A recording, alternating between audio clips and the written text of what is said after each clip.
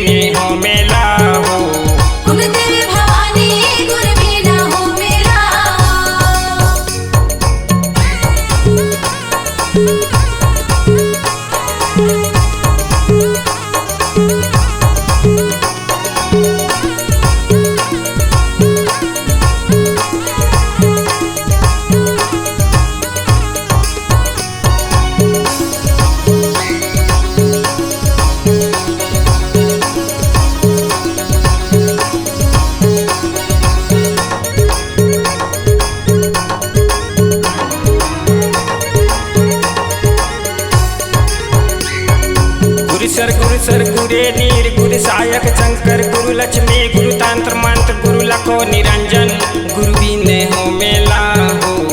गुरु देवी भवानी गुरु बीना हो मेला गुरु बीने हो मेला हो गुरु बीने हो मेला हो कुल देवी मैया गुरु बीने हो मेला हो गुरु देवी भवानी गुरु बीना हो मेला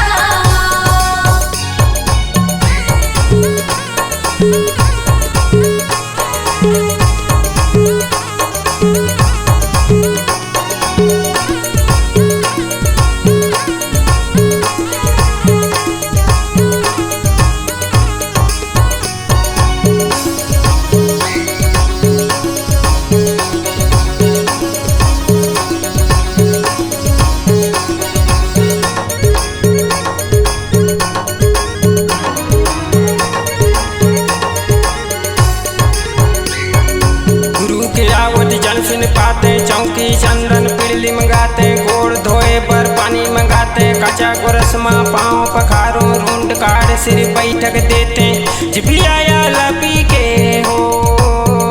गुरुला बैठक देते जिभिया लपी के हो गुरुला बैठक देते जिभिया लपी के हो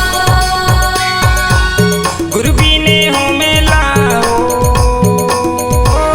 गुरु बीने हो मेला कुल देवी मैया गुरु बीने हो मेला हो गुरु देवी भवानी गुरु बीना हो मेला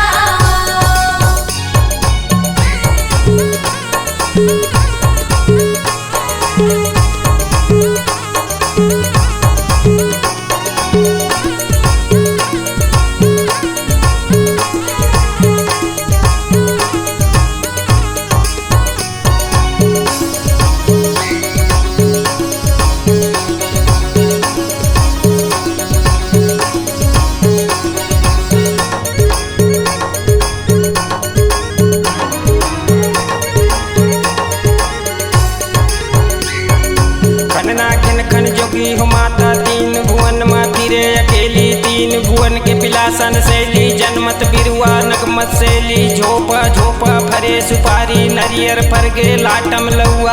हिली झूली आवत हो गुटरी ले ताई मन हिली झूली आवत हो रामपुर